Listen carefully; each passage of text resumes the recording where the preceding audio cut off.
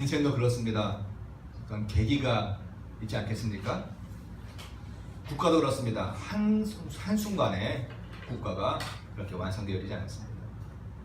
그리스가 나라가 알렉산더 대왕 때에 전 세계를 정복했지만, 그러나 그 아버지 필립과 그 전 세대의 수고가 있었기 때문에 그리스가 그렇게 큰 나라가 되어졌던 것이었습니다.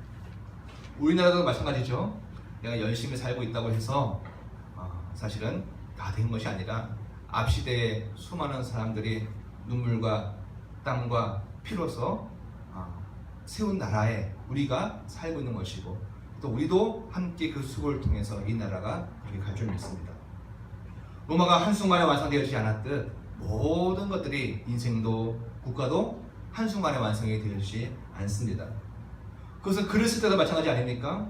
글을 쓸 때 그냥 자기가 하고 싶은 말을 쓰지는 않죠. 소설 같은 경우에도 발단, 전개, 위기, 그 다음에 절정, 결말, 이렇게 순서를 따라 쓰게 되어 있습니다. 운동경기도 마찬가지입니다. 아무리 호날두라하고 메시하더라도 처음부터 100% 아니 자기 능력을 초과해서 120% 뛰면은 끝까지 못 뛰죠. 물론 전략상 나는 전반전 30분만 뛰고 나올 거야 라고 한다면 모를까, 전반전, 후반전 이것을 내가 45분 뛸 거라면 체력의 안배를 해야 합니다. 그렇지 않고는 뒤에 가서 체력이 안 돼서 경기를 망치게 되어집니다. 그렇죠. 1000m 달리기나 또 마라톤도 마찬가지입니다. 초반에 너무 힘을 내고 앞에서 독주하는 사람은 결국 페이스메이커, 즉 사람들을 이끌고 하는 그런 역할을 할 뿐이지, 결과적으로는 그 사람은 우승을 할 수는 못하는 것 같습니다. 인생도 처음부터 클라이막스에 도달할 수가 없습니다. 그걸 위해서 준비해야 되죠. 그런데 요즘에는 우리 청년들이, 아이들이 꿈이 뭡니까? 건물주가 꿈이라고 합니다. 창조주 밑에 있는 건물주, 바로 밑에 있는. 즉 인생 초반부터 돈 많이 벌고, 그리고 많은 것을 득템해서 내가 떵떵거리고 살고 싶다라는 겁니다. 인생의 고생 그런 거 싫고, 준비하는 거 싫고, 당장 뭔가 가지기를 원하는 그런 것. 그런데 사실 그러면은 인생이 망가지는 겁니다. 준비할 때가 있고, 절정에 올라갈 때가 있고, 그리고 말년에는 자기 인생을 잘 정리하는 것도 필수적입니다. 어저께 식사를 하러 갔는데 또 이야기를 들었습니다. 저기 제가 가끔씩 하는 저 앞에 자전거 가게가 있습니다. 얼마 전에도 안에 있는 자전거가 문제가 있어서 가져와서 그분 사장님과 대화를 한 적이 있었는데, 얼마 전에 그 사장님이 돌아가셨답니다. 갑자기. 모르겠습니다. 이야기로는 물줄도 많이 모아놓고 집도 좋은 데 살고 있고, 그리고 그 가족 전체가 같이 그 자전거 가게를 큰 단위에서 영업을 하고 있는데, 자신의 인생을 잘 정리할 시간조차 없이 그냥 홀연히 가신 것 같다라는 생각이 듭니다. 인생을 차근차근 준비해 가야 합니다. 학생 때 준비할 게 있고, 또 직장인이 되어서 준비할 것이 있고, 인생의 40대, 50대에 또 최절정의 클라이막스를 또 준비하고 또 잘 해난 다음에 그걸 잘 정리하면서 살아가야 할 겁니다. 물론 100세 시대이기 때문에 그것이 뒤로 좀 연장이 될 수도 있겠지만, 잘 생각을 해봐야 할 것 같습니다. 예수님도 그랬습니다, 여러분. 예수님도 물론 이 땅에 오셔서 공생애의 첫 시작을 내딜 때부터 예수님은 항상 100% 최선의 삶을 사셨습니다. 늘 피곤하셨습니다. 잠 못 주무시고 못 드시고 그렇게 힘든 최선의 삶을 사셨습니다. 그러나 그렇다고 해서 예수님이 어차피 이 땅에 와서 내가 죽을 거니까 처음부터 아무에게나 내가 죽겠다, 죽임을 당하겠다라고 자기의 생명을 내돌리지는 않았다는 것입니다. 예수님이 초기 사역 때는 오히려 자기를 돌 던지려고 하고 또 붙잡아 가려고 하면 피하시고 숨으시기도 하셨습니다. 왜요? 아직 예수님은 당신의 인생의 클라이막스에 오지 않았기 때문에 그렇습니다. 그때까지 예수님은 준비할 것이 있었고, 그때까지는 죽어서는 안 되는 것이었기 때문에 예수님은 그 죽음을 피하셨습니다. 벼랑 끝에다 내밀려고 했던 사람들을 피하셨고, 돌로 던지려는 사람들을 피하셨고, 그렇게 피해서 예수님은 당신의 클라이맥스를 하나 준비해 가셨습니다. 그것, 예수님이 이 땅에 오신 진짜 목적이 있는데 그것을 다 한 다음에 십자가에 죽으셔야 하는 것이기 때문에 그것이 완성되어지기 전까지는 죽을 수가 없던 것이었습니다. 우리도 마찬가지죠. 우리 인생도 이 땅에 왔다가 가는데 그냥 살다 가는 것이 아니라 이 땅에 와서 하나님이 우리 각 개인에게 준비해 놓으시고 약속해 놓으신 것이 있어요. 그 약속해 놓으신 것이 완성이 되어질까지는 우리는 죽을 수가 없습니다. 우리가 죽지 않았다? 아니 사명이 있다는 얘기입니다. 하나님께서 우리에게 지금 생명을 갖게 하신 이유는 그 사명 완성하라고 말씀하시는 것입니다.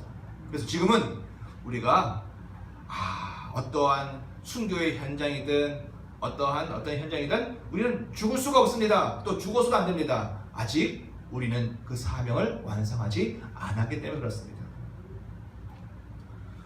예수님을 증거하는 책, 오늘 마태복음을 읽었습니다. 마태복음 몇 장까지 있습니까?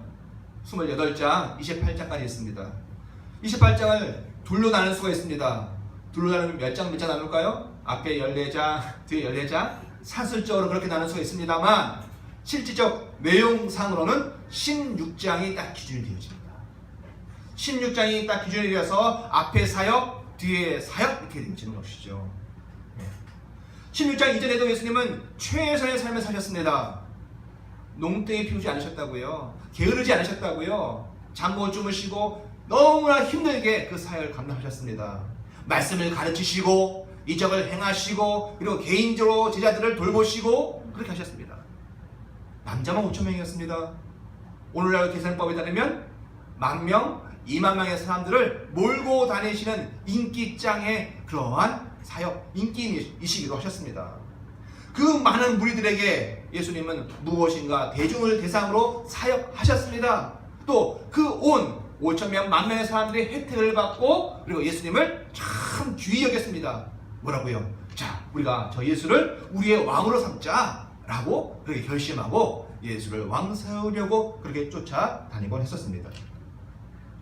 그런데 그 과정 속에 그 수없는 사람들, 10,000명, 20,000명의 사람들 가운데 개인적으로 어떤 사람들은 자기의 욕심이 아니라 저런 것을 행하시는 걸 보니, 저런 말씀을 행하시는 걸 보니, 주시는 걸 보니 저 예수는 이런 사람이야, 이런 분이야 라고 하는 예수에 대한 정체를 깨닫는 사람들도 있었던 겁니다. 우리가 그냥 예수를 우리의 정치적 이유를 위해서 로마로부터 우리를 해방시켜줄 왕으로 삼자라고 하는 대중 심리가 아니라 예수를 개인적으로 만나고 혈병 걸린 여인, 또 죽음에서 일어난 나사로, 그리고 야이로의 딸, 그리고 많은 사람들이 예수님을 인격적으로 개인적으로 접하면서 예수님 안에 무엇인가를 그들이 경험하기 시작했습니다. 그리고 예수님의 정체를 깨달아 알기 시작한 것이었습니다. 그리고 그 과정이 쌓여서 16장까지 온 겁니다. 자, 오늘 16장 21절 첫 단어가 뭡니까? 이때로부터 라고 16장 21절에 시작을 하고 있습니다. 여러분, 이런 말은 어떤 표현입니까? 이때로부터. 여러분의 삶 속에 이때로부터가 들어와야 되지 않겠습니까? 지금까지 열심히 살았습니다. 수고하고 살았습니다. 방만하게 이것저것 다 해오면서 보편적이고 모든 사람들에게 유익을 주는 그런 삶을 살아왔습니다. 그거 필요한 겁니다. 그런데 인생의 어느 시점부터는 이때로부터는 그런 삶이 아니라 자기가 이 땅에 온 목적, 그것을 이루어가는 집중되어진 삶을 살아야 하는 시간이 들어오기 시작하는 것입니다. 예수님도 마찬가지입니다. 이때로부터 예수님이 무엇인가 달라지기 시작했습니다. 말 그대로 이때로부터라는 것은 뭔가 전환이 되어진다는 거 아니겠습니까? 앞과 뒤가 구분이 되어진 단어가 이때로부터입니다. 16장 전까지 예수님이 사역하셨고 말씀을 전파하셨습니다. 그런데 이때로부터가 들어오니까 예수님이 예수님의 사역도 뭔가가 바뀌는 것임을 이야기하는 것입니다. 모르긴 몰라도 이제부터는 보다 본격적인 예수님의 사역이 시작되어질 그런 분위기입니다. 샘물교회도 이때로부터가 들어오길 원합니다. 지금까지 구로에서부터 시작해서 약 8년 이상이 우리 교회의 날수였습니다. 그런데 이때로부터라고 한다면 하나님이 우리에게 주신 샘물교회의 분명한 목표와 가치와 그것을 이루고자 하는 하나님의 그 마음을 담은 새로운 삶의 변화가 일어나야 될 줄 믿습니다. 그건 개인도 마찬가지입니다.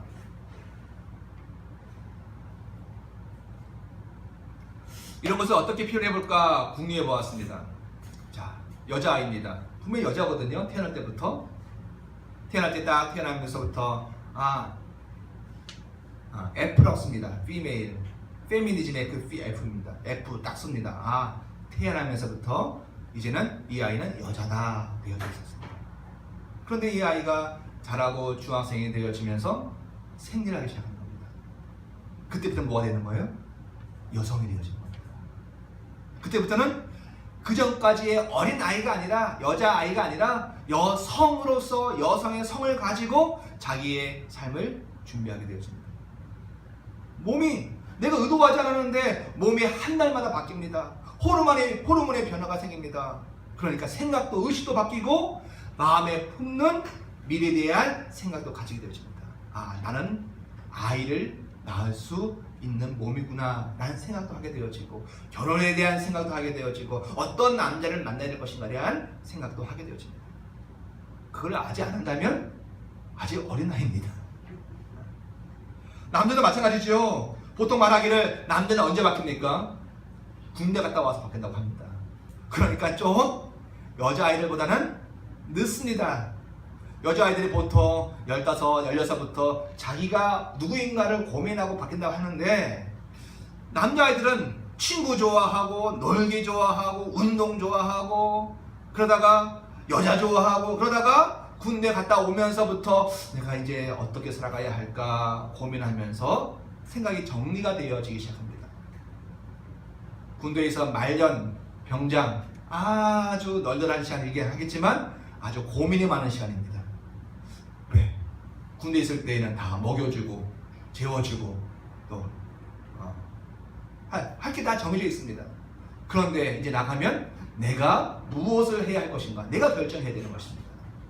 이전처럼 먹고 놀고 밤새도록 흥청망청 살 건가, 이전처럼 친구가 최고니까 친구하고 살 건가.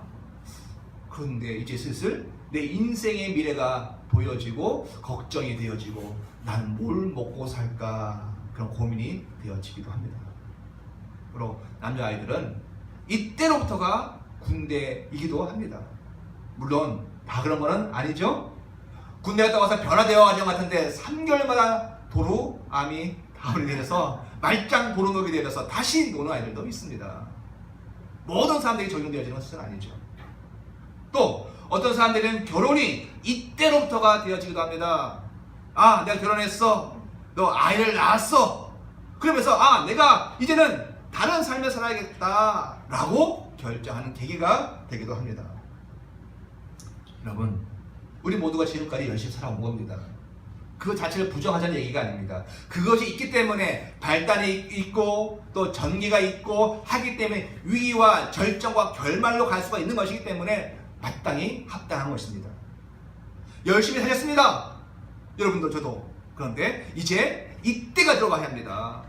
우리의 인생이 이제 정리가 되어지고 절정을 치달아야 되고 우리가 이 땅에 온 이유를 하나하나 이루어 가야 할 줄 믿습니다. 근데 여러분, 예수님도 그러하셨습니까? 예수님도 그러하셨습니다. 예수님이 16장 이때로부터는 당신의 에너지와 열정을 5,000명, 10,000명, 수만 무리에게 쏟지 않으시다는 거예요. 딱 기준점이 생기니까 이때가 되어지니까 예수님이 당신의 에너지를 모으고 모아서 이제는 집중하십니다.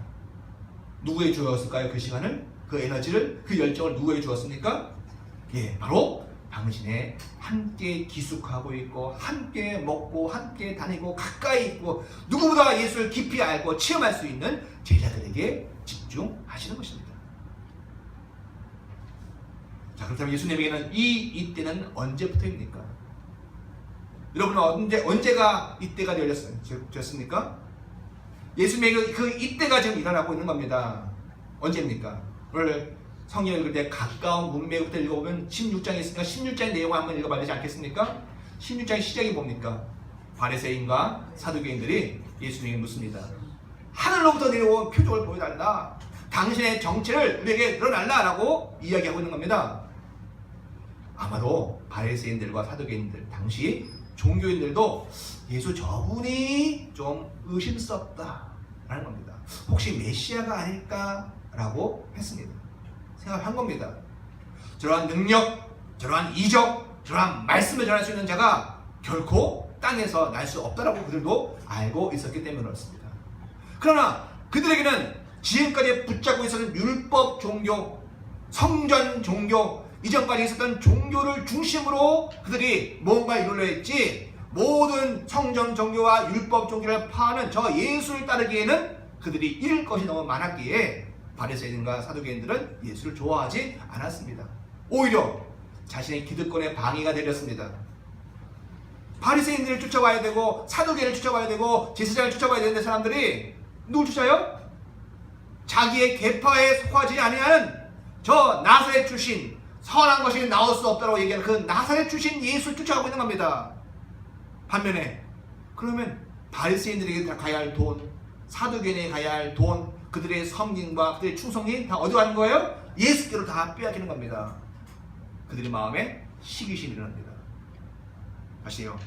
바리새인과 사두개인들이 예수께 묻습니다. 당신이 정말 그 사람이라면 하늘로부터 온 표적을 보여달라. 이거는 믿겠다는 겁니까? 아니면 판단 또는 너를 죽이겠다는 겁니까? 이거는요, 바리새인과 사두개인이 표적을 구하는 것은 우리가 그 표적을 보고 믿겠다라고 말하지만 사실은 믿을 마음이 전혀 없는 겁니다. 너 아니지, 표적 못 보여주시, 그냥 너를 우리가 죽이겠다라는 겁니다. 성경에는요, 기본 베이스 깔린 게 있습니다. 본다고 믿는 게 아닙니다. 예수를 보여줘, 그 내가 믿을게.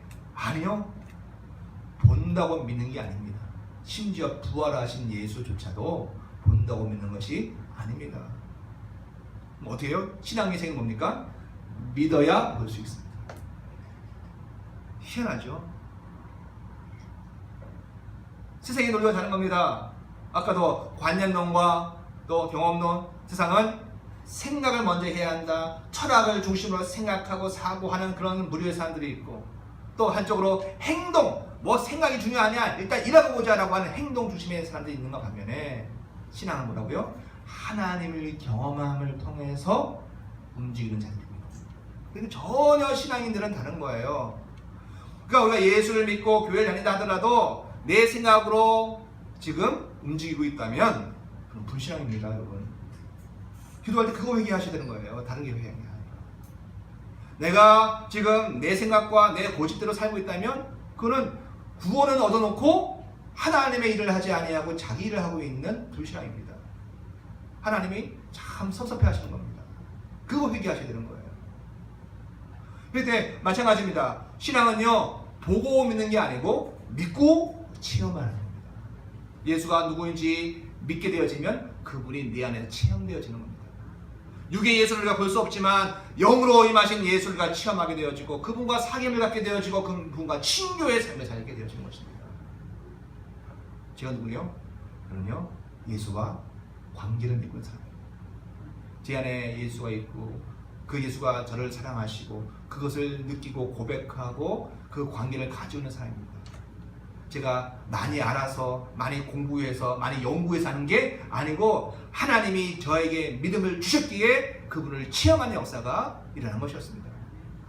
그게 저만의 문제입니까? 여러분 모두가 마찬가지 아닙니까? 우리가 학식으로 아니요, 어느 업적으로 아니요, 우리는 하나님의 주신 일방적인 은혜로 말미암아 믿음을 갖게 되어졌고 예수 안에 있는 믿음이 내 안에 이전되어진 겁니다. 그 믿음으로 말미암아 예수를도 살아계신 성령 안에서 우리가 경험을 하게 되어지는 것이 우리의 특기입니다.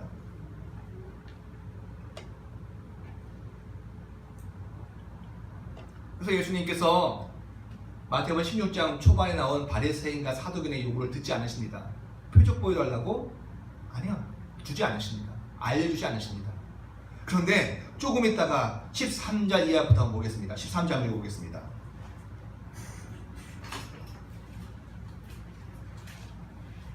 이런 보시면 13절에 동그라미가 다 박혀있죠? 즉 앞에 단락과 다른 이야기가 전개가 되어져 있습니다. 앞에는 바리새인과 사두개인이 하늘에부터 온 표적 보여달라고 하는 그 이야기와 관련해서 예수님이 설명하신 것이고요. 13절에 시작. 예수께서 빌립보 가이사랴 지방에 이르러 제자들에게 물어 이르시되 사람들이 인자를 누구라 하느냐 하죠. 그러니까 이렇게 저를 얘기합니다. 근데 예수님이 14절에 너희는 나를 누구라 하느냐 묻습니다. 그 유명한 말씀 아닙니까? 그때 16절 시작. 시몬 베드로가 대답하여 이르되 주는 그리스도시요 살아계신 하나님의 아들이시니이다. 아멘. 여러분, 베드로는요 혼자만의 고백이 아닙니다. 혼자 알고 있는 것이 아닙니다. 16장까지 예수님이 사역하셨고 말씀을 전해주셨던 그걸 통하여 믿음이 생긴 모든 이들을 대표해서 지금 베드로가 이야기를 하고 있는 겁니다. 바리새인이나 사두개인처럼 표적 보여줘, 그러면 내가 믿을 게가 아니라 이미 그 안에 믿음이 와서 먼저 고백을 하는 거예요. 예수, 당신은 그리스도이십니다. 메시아이십니다. 당신은 하나님의 아들이십니다라고 그 고백을 먼저 하고 있는 것입니다, 여러분. 문제는 여기서 듭니다. 그런가, 긴가민가 의심한 사람들이 많이 있었고 개인적인 체험을 한 사람들이 있었습니다. 당신은 바리새의 자손이십니다. 당신은 메시아이십니다라고 개인적인 고백을 한 사람도 있었지만 지금 예수님이 제자들을 모아놓고 작은 공동체이지만 모아놓고 물으셨을 때 베드로가 대답을 한 것은 개인적인 고백이 아니라 이것을 세상 만천하에 드러내는 노출하는 사건이 되어지는 거예요. 무슨 노출이요? 예수의 정체가 무엇인지를 노출하는 겁니다. 말빨이 좋은 선생이 아니고 가르치기를 잘하는 랍비가 아니고 신비한 어떤 능력이 있는 영성가가 아니고 당신은 그리스도이시고 하나님의 아들이시다라고 지금 뚜껑을 연 겁니다.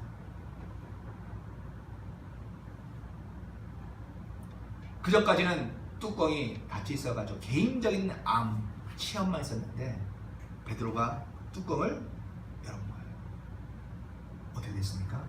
그 고백이 그 상자 안에서 다 나와버린 겁니다. 바로 거기가 이때입니다.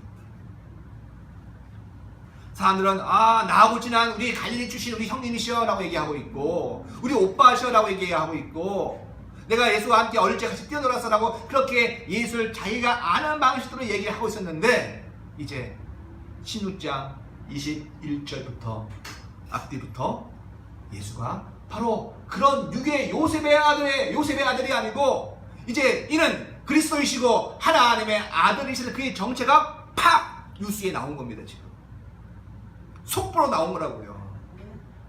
어디 됐을까요? 사탄 마귀 대적자들이 어떻게 했을까요? 가만히 있지 않는 겁니다.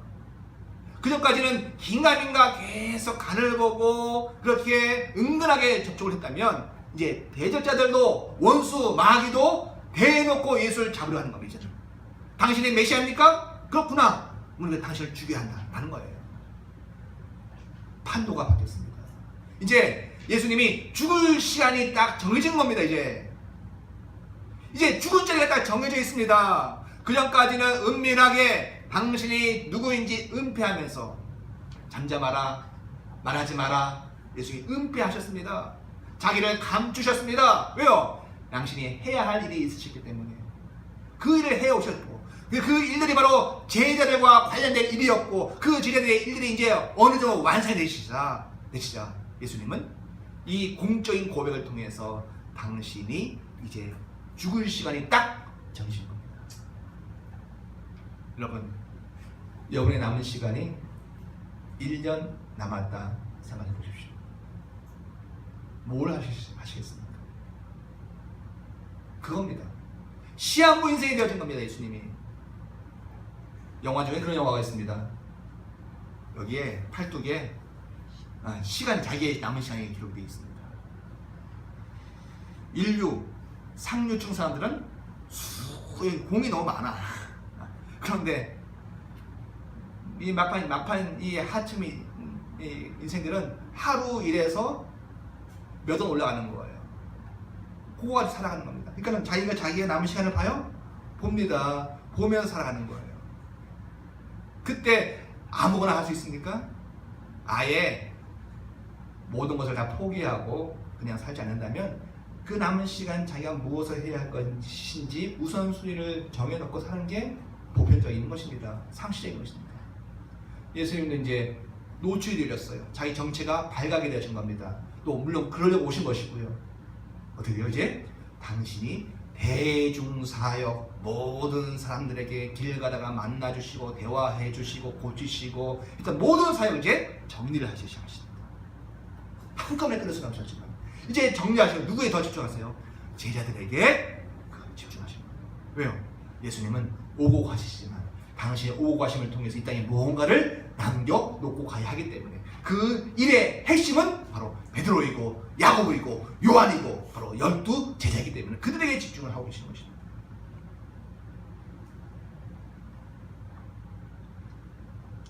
그렇습니다. 바로 이 사건입니다. 믿음의 고백이 예수의 정체를 드러냈습니다.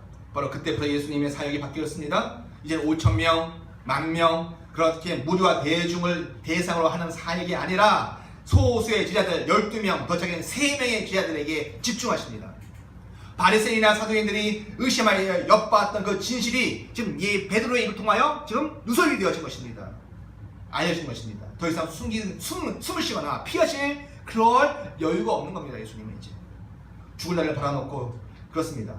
예수님이 이제 딴 생각으로 가득 찬 대종사역의 시간을 보낼 여유가 없으십니다. 오히려 자신의 순환과 죽음 뒤에 있을 부활, 그리고 그 부활에 참여한 수많은 사람들, 그리고 그들이 모여 이룰 하나님의 나라의 모형, 그것이 뭐예요? 바로 교회입니다. 우리 여성 성도들 이 땅에 오셔서 누구를 낳고 가시죠? 낳고 가는 겁니다. 내 몸으로 안 낳아도 마음과 정성과 애씀을 통해 낳고 가는 겁니다. 그렇게 남기로 가는 것이죠.